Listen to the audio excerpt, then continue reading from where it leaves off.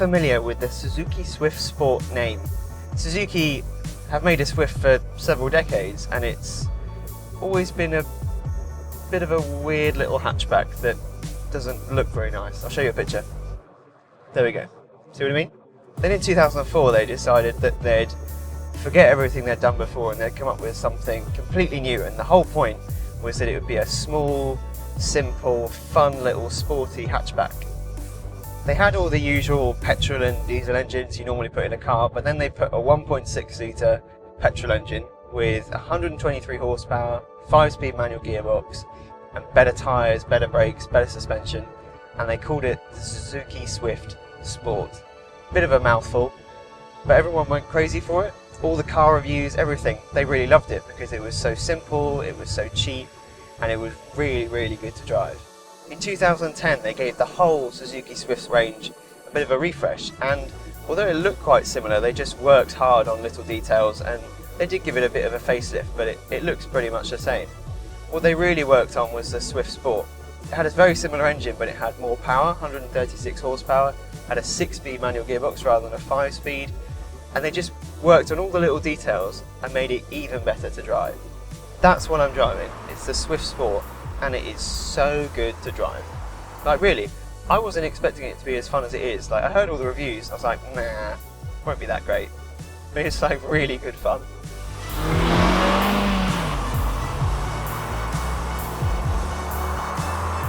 It isn't super fast, so whereas most companies with 1.6 litre engines, they put a turbo on it, Suzuki hasn't done that. So it gets from 0 to 60 in 8 seconds, and the top speed is 121 miles an hour.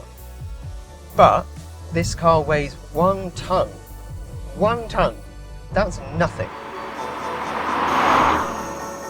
Doesn't have anything like a limited slip diff at the front, so you've got to be patient with it, particularly in the wet, and because the tyres are so skinny. But they've actually got loads and loads of grip. Like you can just chuck it into corners and it just takes it. It's just like, yep, come on, next one, let's go.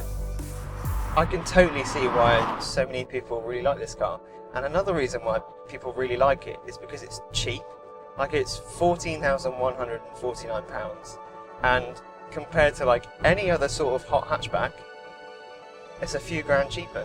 In places it does feel cheap, like some of the plastics in here look quite cheap, and it makes sounds that, it's like the roof for example, when rain falls on it, it's got quite a tinny sound. That's quite a weird thing to say, but more premium cars don't really have that.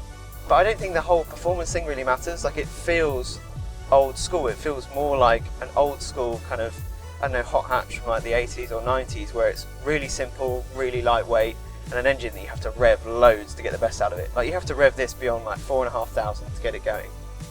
I just don't think there's any other car at the moment that's as cheap and as fun as this is. Like Renault used to make the Twingo RS, but they've stopped making that now, so I think it's more or less in a class of one. Inside you've got everything you could possibly need. You've got a DAB radio, you've got a sat nav, you've got a start-stop button, you've got cruise control, you've got aircon, you've got everything you need in here. We've also got these like really cool like cloth like bucket seats, and there isn't that much space in the back, but I don't think that really matters in a small car like this. So far it's proved to be really economical as well, so we've done 260 miles now and I've used half a tank for a little hot hatchback like this. There are a few things I don't like 5th and 6th on the gearbox for example is really quite difficult to work out. You don't always know whether you're going to go into 4th or 6th or what's going on. Also the engine, when you're idling and you're just sitting in traffic for example, the engine is rocky. You can feel it kind of vibrating and it's just not very refined. And the doors don't always shut properly. And yet, I still think I'd buy one. Now, Suzuki haven't tried to overcomplicate it or make it anything more than it is. They've just tried to make a simple, small, sporty, lightweight little hatchback, and I really, really like it for that.